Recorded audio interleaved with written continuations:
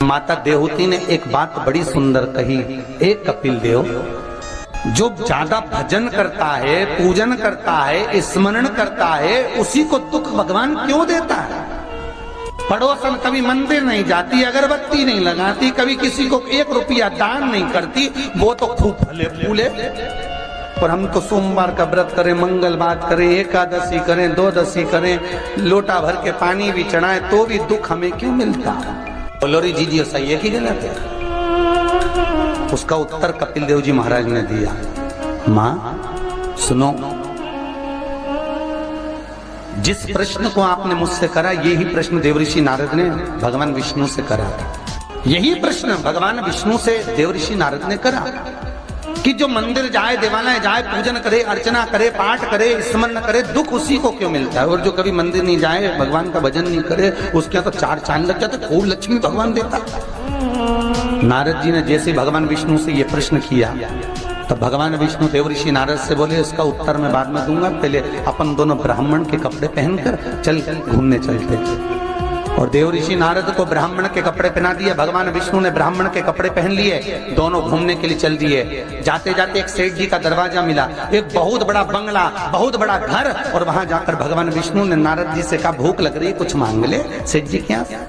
नारद जी ने आवाज लगाई, भिक्षाम देही। सेठ जी निकल के बाहर आए, क्या है बाबा? हमें भूख लगी है, थोड़ा सा कुछ दे दीजिए। सेठ जी बोले, तेरा बाप रख के गया है, दे दीजिए। निकल यहां से बाहर। आ गए भिखारी, भीख मंगे, चल निकलो यहां से बाहर। नारद जी के तो कांटे से खून नहीं। नारद जी भगवान विष्णु को देख रहे हैं, भगवान विष्णु नारद को देख रहे हैं। विष्णु जी ने नारद जी का हाथ पकड़ा, लेकर चल दिए वापस। नारद जी बोले, सेठ जी ने इतना अपमान करा, तुमने कुछ बोला नहीं? भगवान विष्णु ने दोनों हाथ उठाकर कहा, जा, तेरे यहाँ 4 चौगुना धन बढ़ जाए, तेरी दौलत और बढ़े, संपदा और बढ़े, तेरे पास में लक्ष्मी और बढ़े। नारद जी चले, भगवान विष्णु का हाथ पकड़ के बोले, ये कहाँ की रीति है? उसने धक्के मारकर निकाला, गाली दे के निकाला, बाप तक पहुंच गया, और तुम उससे कह रहे हो कि तेरी लक्ष्मी बढ़ जाए? नारद जी, भगवान विष्णु बोले, मेरा मन, चल तू तो आगे चल। और भगवान विष्णु लेकर चले तो एक बूढ़ी बुजुर्ग माता बैठी थी एक कमरे में, एक घर के अंदर। उस बुजुर्ग को देखा भगवान विष्णु ने कहा, नारद अब इसके यहाँ चलते चलते। जाकर आवाज लगाई, माता जी भिक्षाम दे, हमें भूख लग रही है माता जी, कुछ दे दीजिए। माता जी बोली, देखो बाबा, मेरे घर में खाने का तो कुछ भी नहीं है, बस एक गाय है, उस गाय की मैं सेवा करती हूँ, दूध मिलता है, वही दूध रखा हुआ है, तुम दोनों अंदर आ जाओ। और 2 आसन लगा दिए माता जी ने, दोनों को बिठा दिया। माता जी दोनों के लिए दूध लेकर आई, दे दिया। भगवान विष्णु और नारद चले। नारद जी बोले, कितनी अच्छी माता है, बिठा के दूध पिलाया, पानी पिलाया, और बस सेठ जी ने धक्के मारकर निकाल दिया। भगवान आशीर्वाद दो इस बूढ़ी माता को। भगवान विष्णु ने दोनों हाथ उठाकर कहा, जा, तेरी गाय मर जाए। अब तो और कांटे से खून नहीं। भगवान देवऋषि नारद ने कहा, प्रभु तुम्हारा ये स्वरूप मुझे बहुत बुरा लगा है। भगवान ने कहा, कौन सा स्वरूप? वो सेठ जी ने धक्के मारकर निकाला था, कहते हैं और लक्ष्मी बढ़े, और वो बेचारी गाय का दूध पिलाई और तुम कहते उसकी गाय मर जाए? हाँ। भगवान बोले, मेरा मन, तो तुमने ऐसा क्यों करा? भगवान बोले, नारद तू मेरी लीला नहीं समझता ना। नारद जी बोले, कभी समझूंगा भी नहीं, पहले बताओ ये क्यों हुआ, लीला जाने दो, मुझे तो ये बताओ।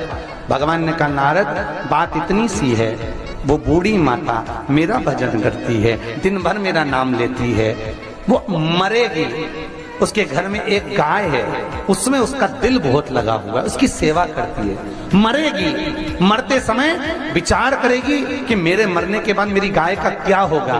गाय की याद करते करते जब मरेगी तो उसको गाय की योनि मिल जाएगी, वो भगवान के पास नहीं आ पाएगी, विष्णु के पास नहीं आ पाएगी, इसलिए मैंने उसके मरने से पहले उसकी गाय को मार दी। नारद जी बोले, ये तो समझ में आ गया, पर अब ये बताओ कि वो सेठ जी को लक्ष्मी क्यों बढ़ाई?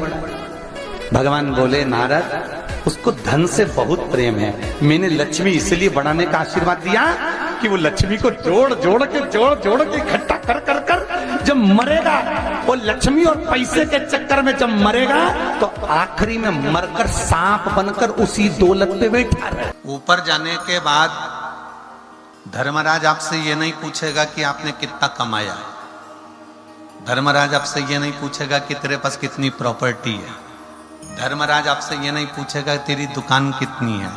धर्मराज ये नहीं पूछेगा कि तूने कितना माल खाया। धर्मराज ये नहीं पूछेगा कि गुलाब जामुन खाई कि इमरती खाई कि भजिया खाया कि पकोड़ा खाया। धर्मराज ये भी नहीं पूछेगा कि तेरे बच्चे कितने हैं। धर्मराज ये भी नहीं पूछेगा कि तेरी पत्नी कैसी थी। धर्मराज ये भी नहीं पूछेगा कि तेरी बेटा बेटी दामाद कैसे थे। धर्मराज तो ये पूछेगा कि तू पृथ्वी पर गया था, मृत्यु लोक में गया था, तुझे इतना अच्छा मनुष्य का शरीर दिया था, तूने एंजॉय करा कि नहीं करा। ये जरूर पूछेगा कि पृथ्वी पर जाने के बाद तू खुश रहा कि नहीं रहा। इतना अच्छा शरीर मिलने के बाद भी अगर तुम दुख रो रो के अरे मेरे बेटे का जॉब नहीं लगा, अरे मेरी बेटी का ऐसा हो गया, मेरे परिवार में ऐसा हो गया, देवर ऐसा हो गया, जेठ ऐसा हो गया, पत्नी ऐसी हो गई, पति ऐसा हो गया, बच्चे ऐसा हो गए, पूरी जिंदगी रोते रोते रोते रोते निकाल दिया, तो भगवान भी कहेगा इतना अच्छा शरीर दिया था और तूने पूरे शरीर को बर्बाद कर दिया रोते रोते। इतना अच्छा तेरे को चेहरा दिया था, इतना अच्छा तेरा स्वरूप दिया था, तेरे को घर दिया था।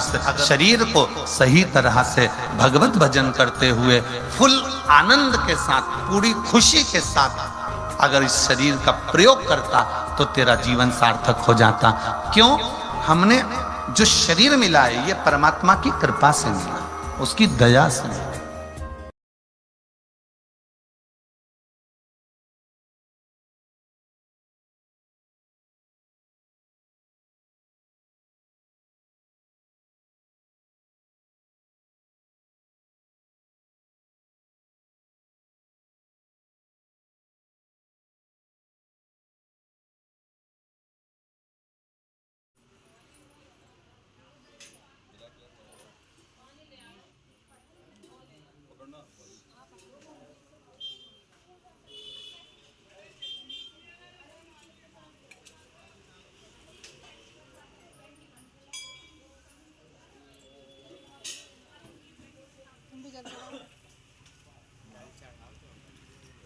थोड़ा सा बचाना।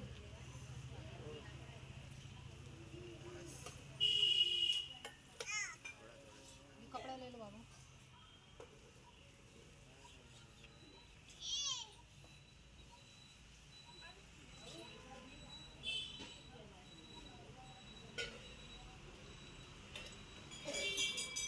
चढ़ा पूरा चढ़ा